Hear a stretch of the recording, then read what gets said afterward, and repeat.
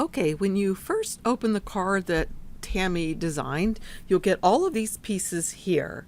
So she's given you the front layer piece and the inside layer. So this is on the very front of the card. This is on the inside layers of the card, and there's two pieces here. This is the card base that can be cut out of white cardstock. And I think I'll go ahead and just group that with that. Okay, that's the card base, and then these are pieces that you'll need. This is obviously the sentiments. And then Tammy said on hers she put one on top of the other when she was doing it, just to give it a little bit more strength and a little bit more pizzazz. You could even dot it up, I think, a little bit if you wanted to. And these little creatures are just extras that she's added. So the first thing that you'll want to do is move all these little guys off your mat. Okay, oh, and let me show you. I'll bring in Tammy's prototype. Okay, so here now you can get an idea of what it looks like. Okay, as I said, you can use a solid blue printed black background if you want. I wouldn't want to use all my blue ink just to do that. I'd use a piece of blue cardstock, but this has to be a print then cut, so it would have to print it because he needs to be on there as well. But anyway, what you can do to change this to another pattern is this. Right click on this and say ungroup, and that'll ungroup him from where you need him to be. Then you can simply click on this to select it. Come up here to the paint palette on the top right hand side. Come to the third button over, which is the fill pattern, and you can fill it with anything you'd like. And your pattern can be anything at all. But I did go ahead to Creative Fabrica and I downloaded this one that I thought was super cute. I like that a lot. So let me show you real quick how to put a pattern into your pattern library if you'd like to do that as well. So all you have to do is perhaps go somewhere where you can get free backgrounds. Of course, I always use Creative Fabrica, and I found one that I liked right here, and I've already downloaded it, as you can see right here, and I already extracted it actually. So the next thing I would do is go back to Silhouette, open up my library. Well, right now my library is taking up the whole screen and I don't want it to be that big. So I can come up here, and if it minimizes it down a little bit so I can fit two things on my screen at the same time. Okay, so I'm going to also open up my files of where I have those files that I extracted. So here's my library, okay, and here are the files that I extracted. Well, let's say maybe I want to do another one of these, maybe a lighter one. I don't know. I'll just choose any one. It doesn't matter. I'll just choose this one. If I want to bring this into my library and have it be something that I can use as a pattern with my library open, all I do is drag this from the file folder, and while the library is open, just plop it right in there. Let's say we knew this was a spring one. I could bring it over here, and I've made little files that go under here. I could put it in spring. So when we open up the spring, I must have dropped it somewhere wrong. Let's see. All files. Let's find it again. There it is. And I was going to try to drop it into the spring file. Here is that pattern that I just put in. So I can close, or no, I'll go back to design now because now we're back in Silhouette. And look, I've changed this to that pattern. So if I want to change it back to the other one, I will go to pattern. And if I wanted it to be the darker pattern, I could go there. There's the darker one. If I like that lighter one, should be here in spring, and there it is right there. So cool, right? So that's all you have to do for that. Then I would right click after I select all this and group it all back together. And since this is going to be a print then cut, you'll know I need to come up here to the page setup panel up in the upper right and come to the third button over and turn on my registration marks. So I know this has to be within those marks. But since this is a print then cut, I might as well not waste all this space over here. So I'm going to go ahead and put these little guys on there as well. And once I have all And once I have all the little guys on there that I like, it looks like this. Okay, so now what I'm going to do is I'm going to go ahead and print it. Go File and Print, and it's going to print on my printer. And of course, for preferences, I might want to make this as high so that it does the best printing job it can do. But I've already done this, so I'll say cancel. And cancel this. So then after I've printed it, then I would bring the same thing and put it on my mat and go to send. And I'm going to send, usually it opens up in simple right up here. I don't want that because that's going to cut out around these guys twice and just mess up everything. So I want to go to line, and notice Tammy had given us a little clue here. When cutting the pop out, the blue and the green lines are score lines. So I'm going to turn on my green and blue only and click off the other things. So the green and the blue are turned on, and I'm going to change them to score. Okay, on my particular machine, I'm using cardstock textured heavy. You'll have to test yours. I had to make my blade depth up way high to make this work for me. So then I just went and sent it. After that was done, I unchecked those because those were done. And then the red and black are cut lines. So I clicked on this one. Notice what gets highlighted around the whole box and this. And I clicked on the red. And so there's more cut lines around all these guys and around this. And then again, I checked. I have to make mine cardstock heavy, and I changed my blade depth. Then I sent it. Okay, so I sent all of that to the printer and it printed out. Then I put it on my machine, on my mat for my portrait, and I did a test cut to make sure it was going to cut out perfectly, and they did. You can see.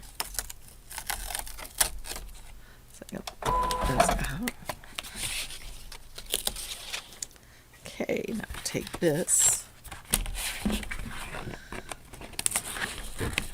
I'm being careful because I had that sticky spray on here because my mat's getting old. Okay, here we go.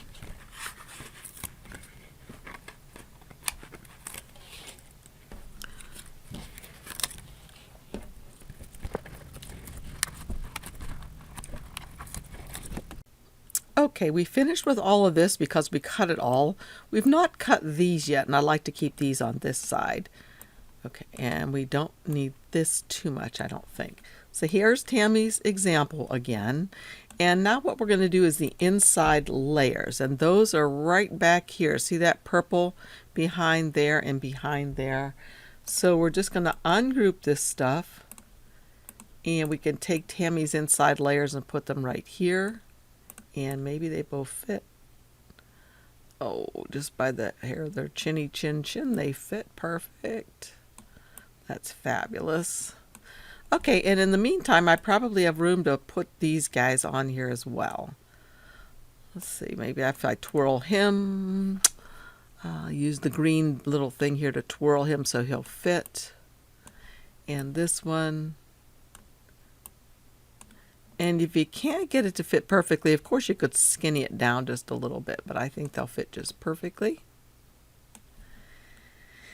And looks like we might even be able to fit the word happy birthday. Let's see if we click this, let's see. Not sure. So I need to scroll in. Let's see, is that going to fit without bumping in? Sure looks like it, right? So I think we can fit that as well. So I'm going to go ahead and print these. So I'll go to File. Oh, yeah, my registration marks are still on here, which of course I need if it's a print and cut. I'll say Print. There they are. I'll say Print. And before I continue on, I've got to put some more cardstock in my machine. So I'll print this and be back. Okay, I'm just about done printing and cutting. I've put these things on here. I'm going to change this so it has the coloring of my other piece that I did. Also on here, I don't want the word front layer to be there. So I'm going to right click and say ungroup. And I'm simply going to remove the word front layer and I'll, whoops, undo. I'll remove the word front layer and I'll put that back on in just a moment. The other thing I was going to do was to change this so that it's the color that I used before. So remember, we come over here to this paint palette and to the pattern fill area, and I scroll way down here to where the patterns are that I made. There's one and the other. Okay. Next up, we'll print this page and then we'll bring it back over and send it through our machine. Okay, for this one, of course, I've already printed it, as you saw, and now it's ready to go. I clicked on send and I went from simple to line just because that's what we've been using, and I turned on the black lines. Okay, so I'm just going to say, and I'm looking to see these should all, the black should be cut, and I'm going to change my knife blade depth if I need to and say send. Now I've already gone ahead, and maybe I should have shown you that too.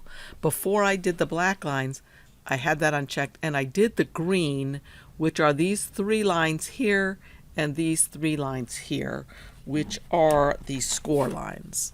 So once those were done, then I did the black.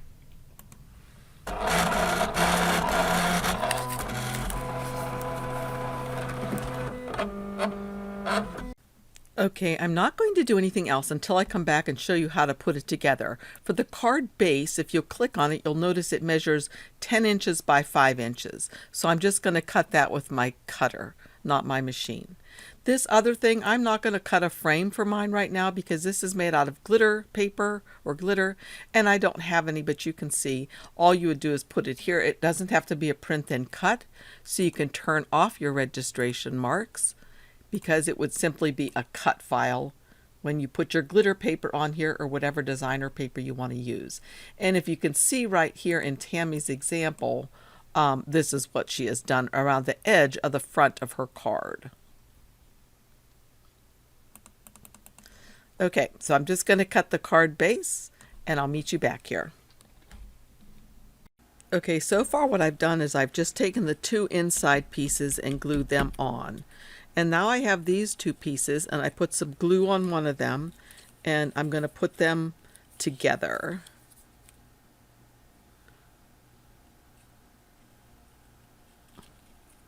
It's probably, I used the tape. It'd probably be better if I had used real glue, because then I could slip and slide these a little bit before they're totally stuck. It's pretty good though.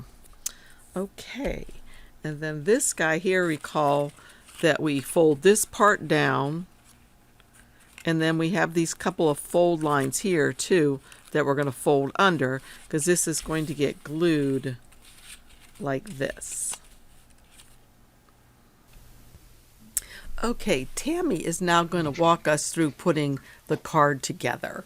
So thank you so much, Tammy. Take it away.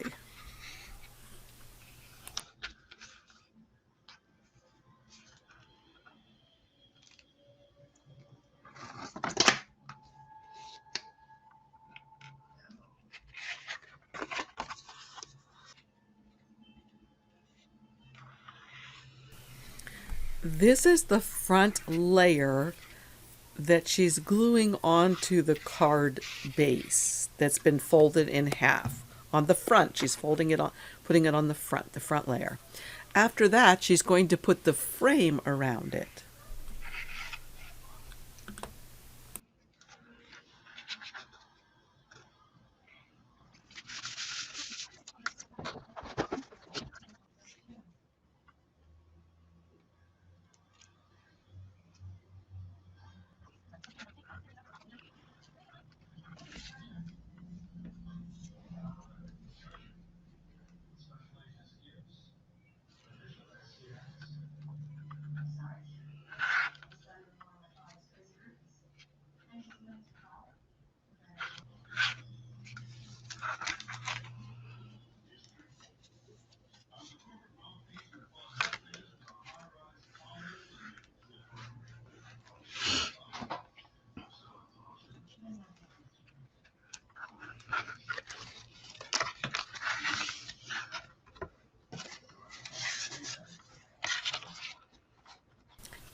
Next up, she'll be gluing in the 2 pieces that are known as the inside layers.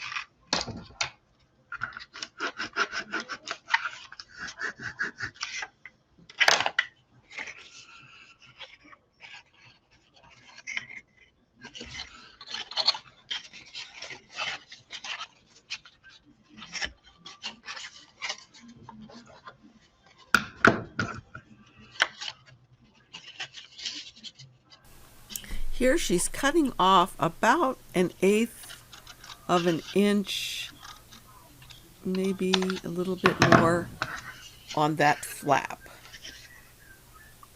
That keeps it from getting caught up. And then she's going to begin gluing this guy onto the card base.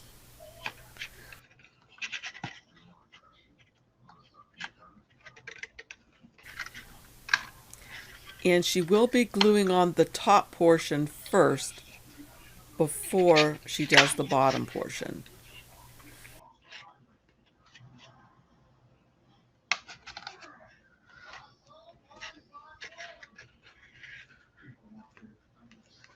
She's making sure it's going to fold well.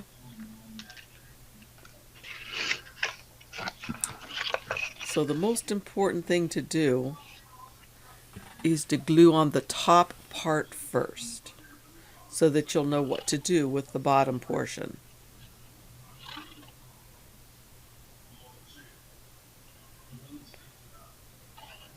Notice where she's putting the glue.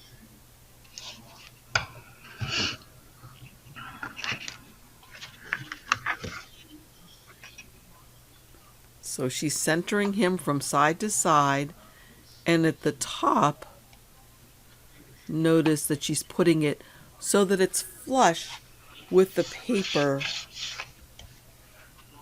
that she attached to the card base. And then once that's attached, she'll know where to glue the bottom part.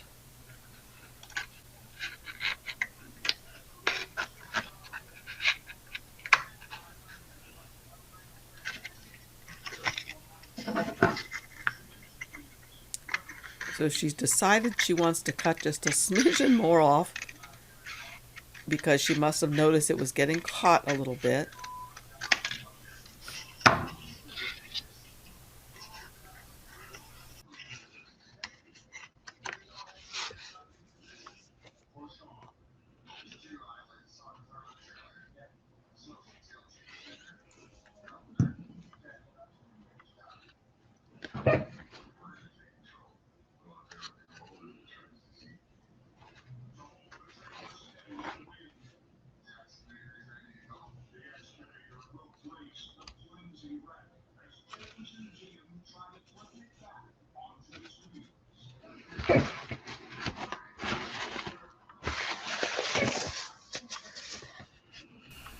Okay, I feel that this part is pretty important. You need to just place this straight down onto the card base. And you know exactly where to put it because you glued on the top part first.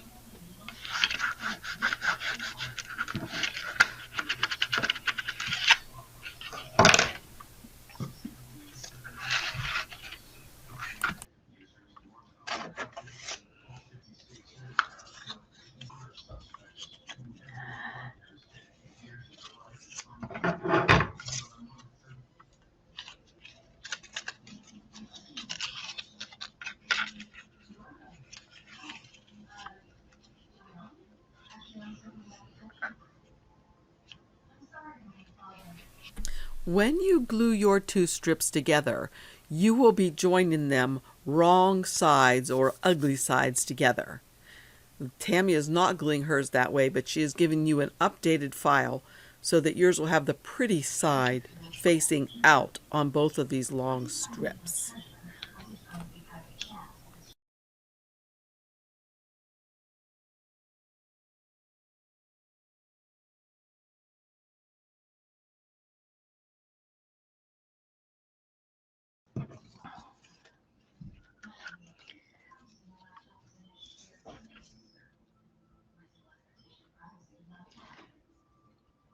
Just on this end piece right here.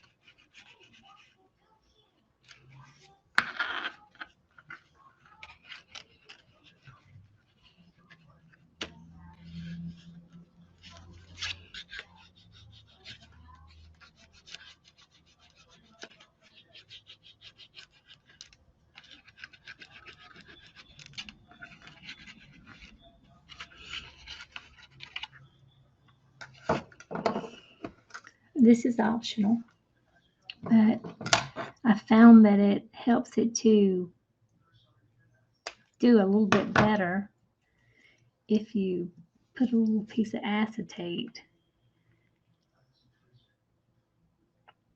on it. Just a small piece. Just glue it on there. You're not going to see it. So then we're going to take our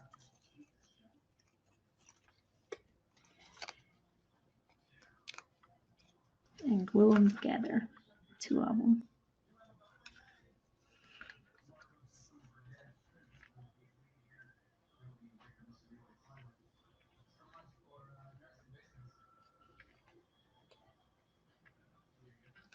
So what I do, take the first one and glue it on my acetate.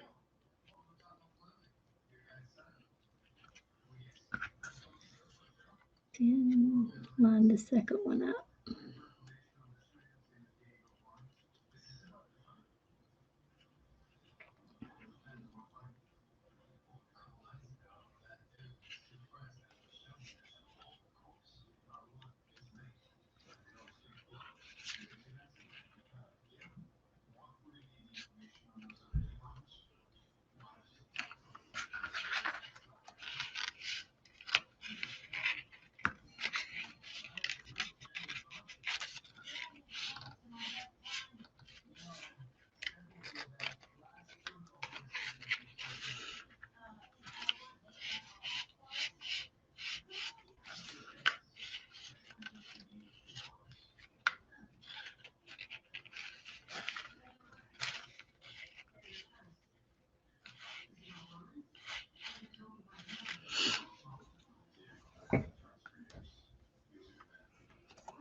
And we can decorate it.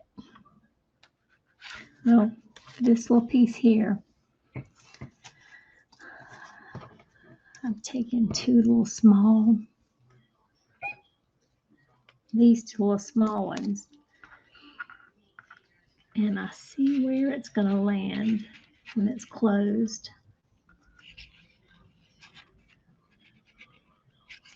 And you want to cut it off right there at the edge so it don't stick out of your card.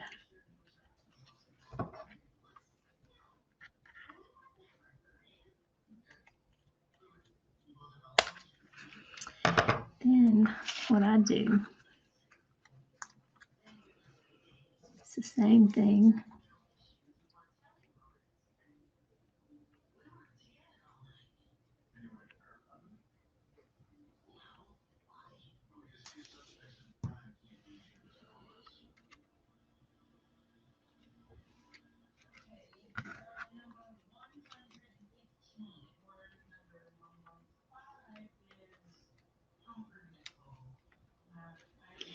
Just give them something to hold on to.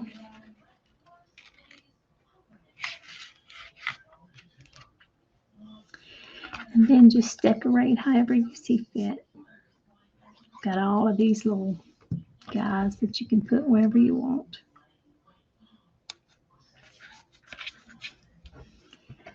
Oh.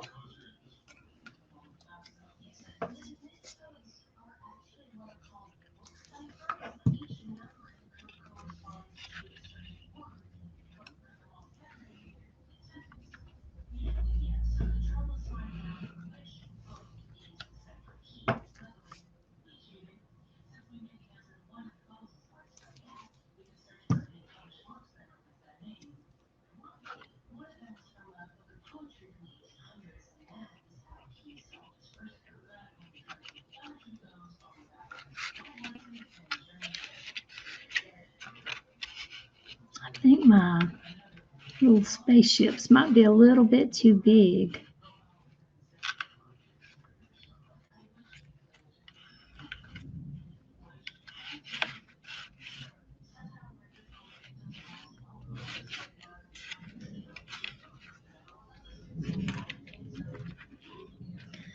So I'm going to take them off. You're going to see my paper's messed up. It's okay. I can fix it. So what I'm going to do instead is maybe get something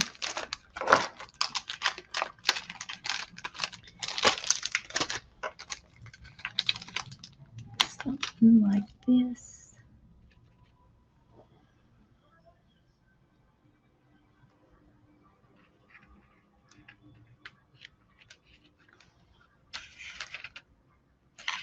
I can cut a little bit more of that off.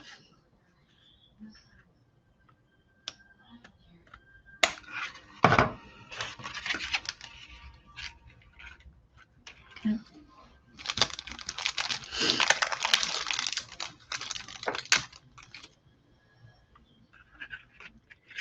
And I would probably, if it was me, if I'd done this to it, I would probably have got my ink out and colored that, or I would have replaced this whole thing. Now, if you really want to go and close it, just flip it down and close it. And then you can decorate the front with the rest of your little spaceships and whatnot.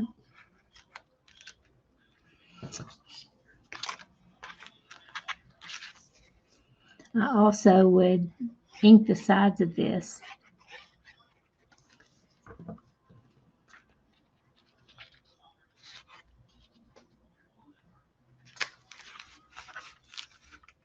Maybe prop this up with some pop dots.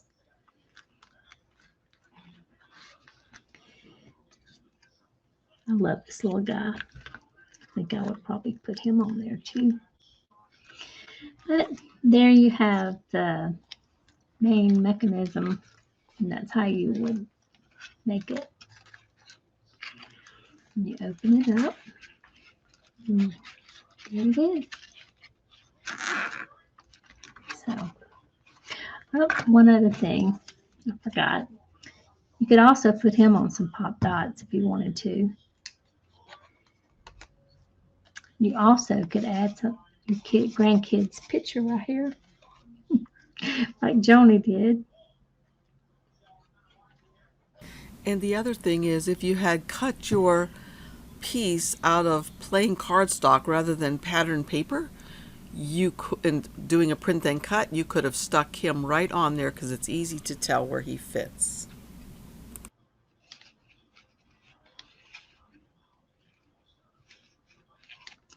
And there it is.